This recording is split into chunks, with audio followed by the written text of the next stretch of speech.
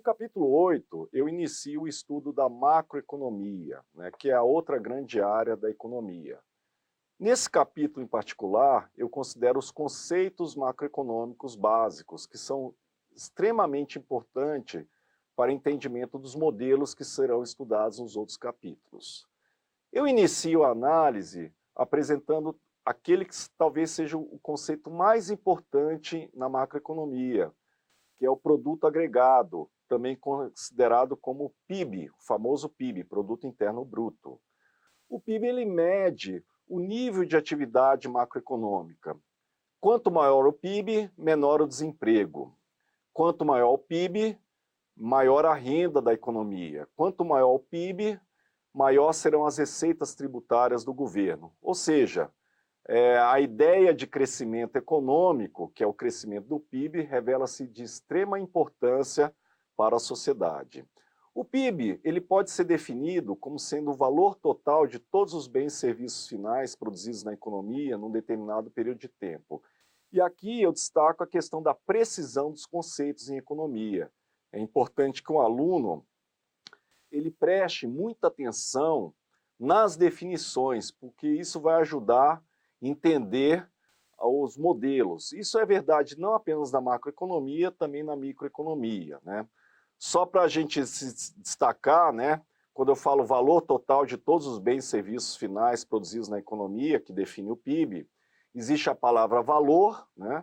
Ou seja, o PIB, apesar de dar uma ideia de produção física, não dá para somar quantidades, né? Não faz sentido somar a quantidade de laranjas com quantidade de automóveis, mas faz sentido somar o valor da produção de ambos os bens, valor total de todos os bens e serviços finais, aí também se coloca a questão dos serviços, né, como sendo importante na atividade macroeconômica, bens finais, porque a gente não considera o consumo intermediário, e aí o exemplo mais utilizado é o do pneu do automóvel.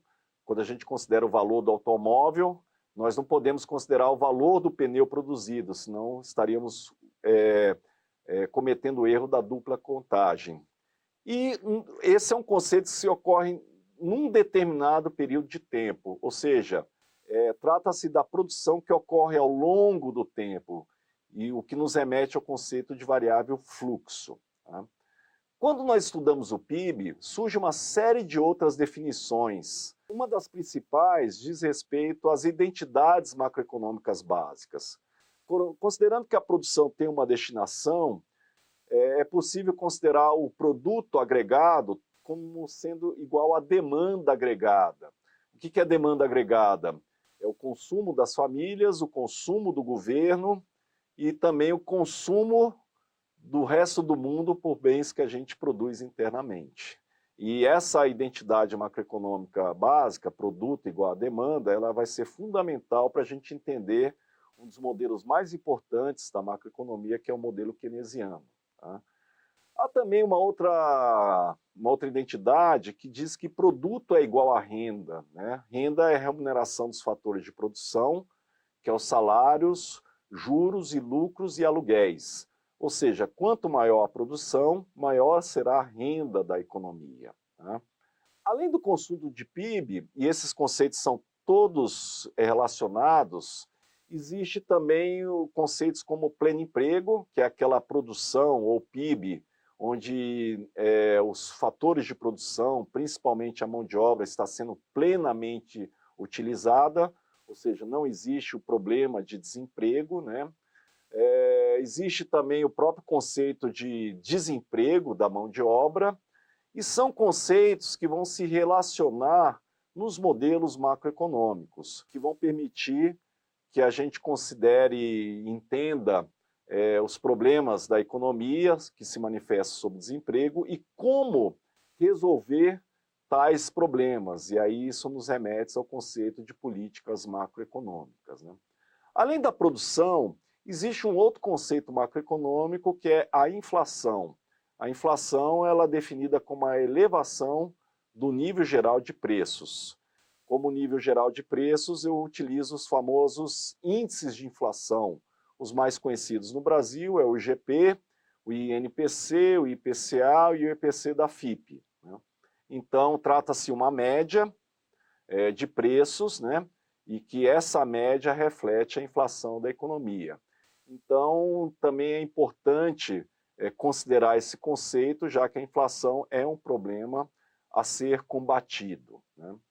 Existem vários outros conceitos, como o balanço de pagamentos, que mostra a relação do país com o resto do mundo, exportação, importação, empréstimos, investimentos diretos estrangeiros, dentre outros, né?